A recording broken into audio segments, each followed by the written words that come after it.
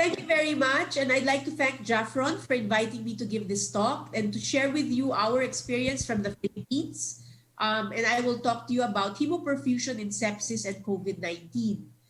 I'll tell you a little about our hospital. So we're in Quezon City. We are a tertiary 380-bed corporate public hospital specializing in renal, urology, vascular diseases, and organ and cellular transplantation. The sorbent cartridges of Jaffron became available in the Philippines only in 2018. And we have the HA130, the 330 for sepsis, the bilirubin, and the ammonia cartridges. Now, I'm going to talk about mainly sepsis secondary to leptospirosis. As we know, leptospirosis is a bacterial disease that results upon exposure of mucous membranes to urine of infected animals, usually rats in urban cities. Here's a picture of commonly occurring flooded areas in the major urban cities. And it will usually manifest in its most severe form as Weil's disease with jaundice, renal failure, and pulmonary hemorrhage. This is data from the Department of Health showing all the cases in the Philippines in 2019. And as you can see here, there are spikes in the latter part about August to October when there are flood seasons or monsoons. And that is represented by the yellow bars. The red line represents epidemic threshold. And as you can see, it goes to almost threshold during the latter part of the year.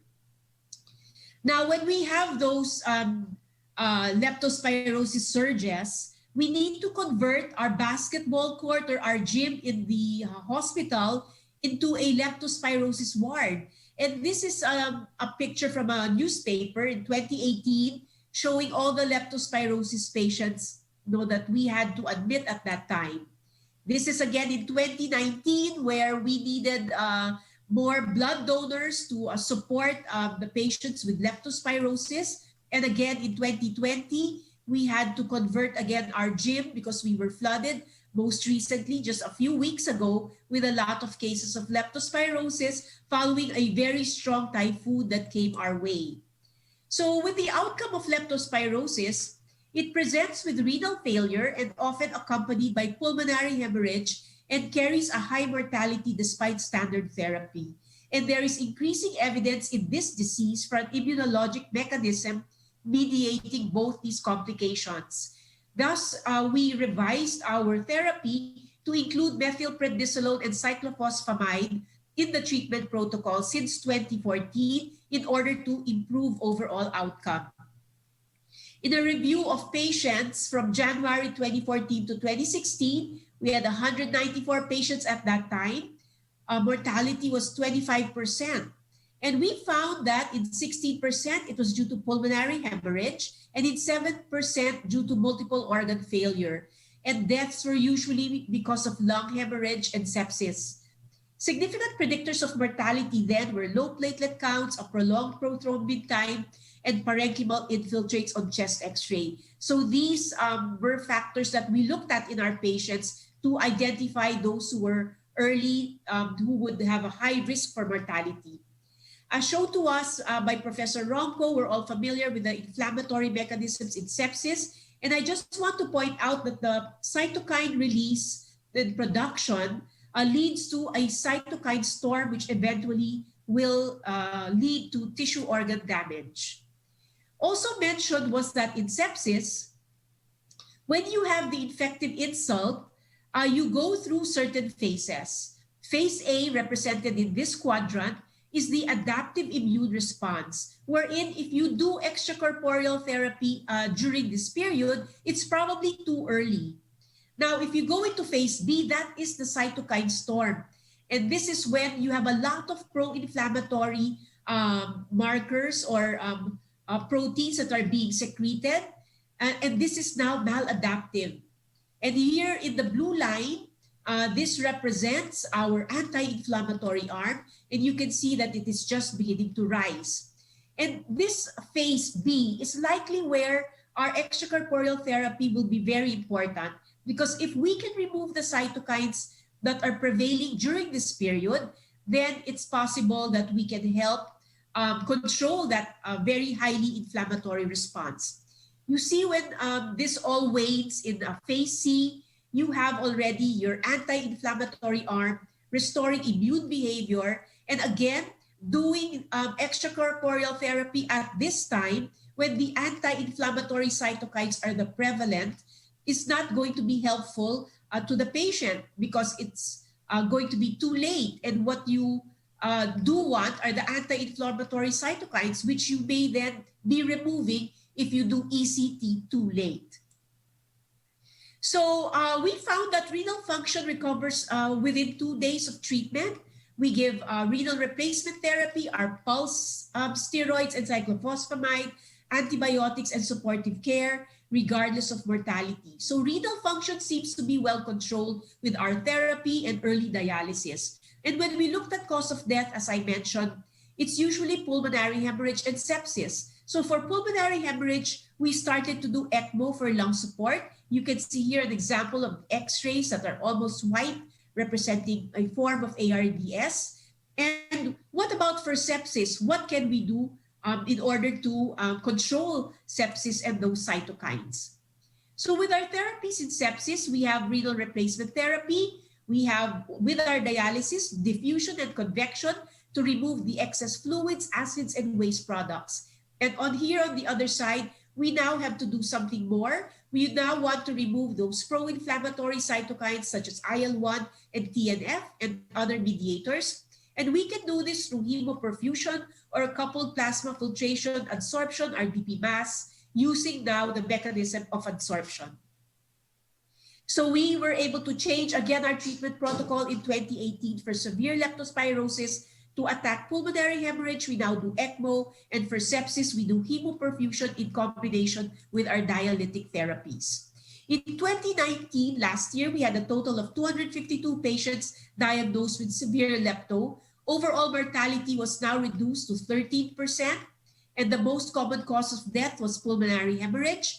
And I'd like to present our data on 20 patients given the NKTI standard protocol, ECMO for lung hemorrhage and respiratory failure despite maximum ventilatory support, and hemoperfusion and DP mass as indicated.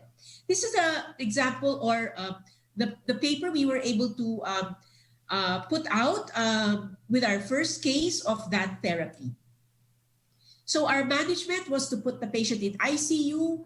ECMO access consisted of 18 with femoral and 2 with a femoral jugular access. For our HD, CRRT, and hemoperfusion, we used an internal jugular triple lumen catheter. We did our methylprednisolone pulse with cyclophosphamide.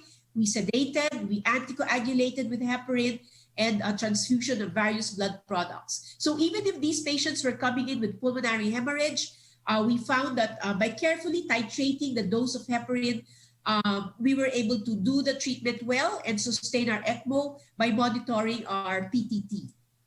So with CRRT plus HP, using the HA330 sepsis cartridge, we used commonly our CVVH. Patient is on systemic anticoagulation for ECMO, so no additional anticoagulation was given during CVVH.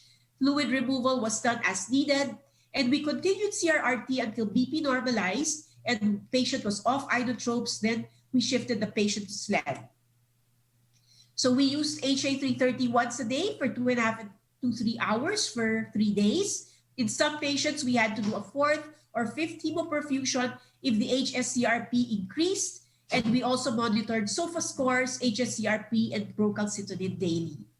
This is the outcome of our study with severe leptospirosis with acute kidney and lung injury treated with ECMO and hemoperfusion.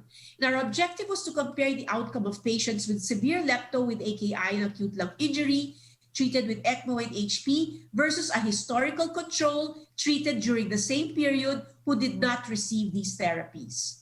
So here are the baseline characteristics. Here for all patients, those who were on ECMO with HP and standard therapy. We had about 20 patients on ECMO with HP and 21 on standard therapy.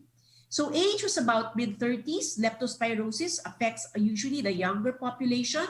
A majority were males. And then we have comorbidities present in some patients.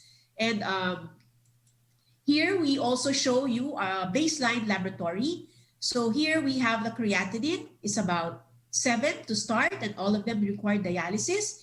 HSCRP were also similar. Procalcitonin elevated, 52 and 43. Our mean arterial pressures were 68 and 76 for standard. PF ratios was 91 and 87 for standard therapy. And our SOFA scores was about 17 and 16. We have our Apache scores, 20 and 14. So here you see that it was significantly different, and that the ECMO and HP had a worse Apache score, and Murray scores, again, were similar. Looking at the quadrants of the X-ray that were involved, you can see that there was no difference. And in fact, more of the patients with ECMO HP had more of the quadrants of the lung that were affected, 75% for 4 quadrants versus half of the patients on standard therapy. Looking at the mode of RRT, more of the patients on standard therapy were able to be sustained on intermittent hemodialysis, whereas majority, we have about half of the patients required SLED or CRRT on the ECMO HP group. Use of inotropes, here again we can see significantly different was that more of the ECMO HP group required norepinephrine compared to half of those on standard therapy. So based on these baseline characteristics, the group with ECMO HP were worse patients. Let's look at the clinical parameters of pre and post HP among those who were in the ECMO HP group. So we had 20 patients. These are our baseline parameters, and here after on day 4, after the 3 hemoperfusion days. So mean arterial pressure significantly improved to 91. PF ratios likewise improved significantly from 91 to 156. HSCRP also declined significantly from 134 to 105 after 4 days. And procalcitonin also decreased significantly from 72 to 18.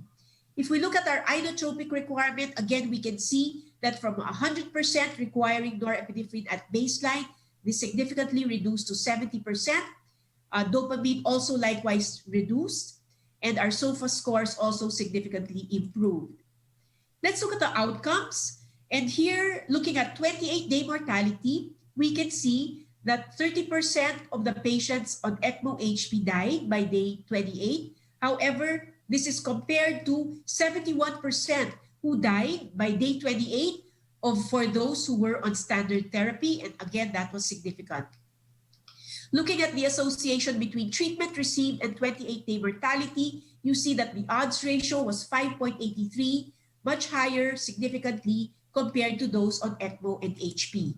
So our conclusions from this small study was that among patients with severe lepto with AKI and ALI, there was a significant improvement in hemodynamics as manifested by the reduction to almost removal of our inotropic support. Also an improvement in PF ratios and SOFA scores, and the significant reduction in our inflammatory markers among patients who received ECMO and HP. Likewise, 28-day mortality was significantly higher among the standard group compared to those who received ECMO and HP. Now, we all know the scourge that the whole world is now looking at, which is COVID-19. And we want to share also with you our data on HP in COVID-19 among dialysis patients from a single center. So because we are National Kidney and Transplant Institute, we have a bulk of patients all on dialysis, and our experience to share with you is in a dialysis population. So this is our HP protocol for COVID suspects using the HA330 cartridge. We define the clinical status of patients according to moderate, severe, and critical. And those who are indicated for HP belong to the severe or critical COVID group, which is defined by the following parameters as shown here. And so our indications for HP are having severe or critical COVID status, chest x-ray showing multilobar or diffuse involvement of the lungs, plus any one of the following: a high ferritin, LDH, SCRP or D-dimer, and lymphopenia. Our protocol was to do 2 doses of hemoperfusion 12 hours apart on day 1, and then followed by 1 dose a day for the following 3 days. So a total of 4 HP sessions were done.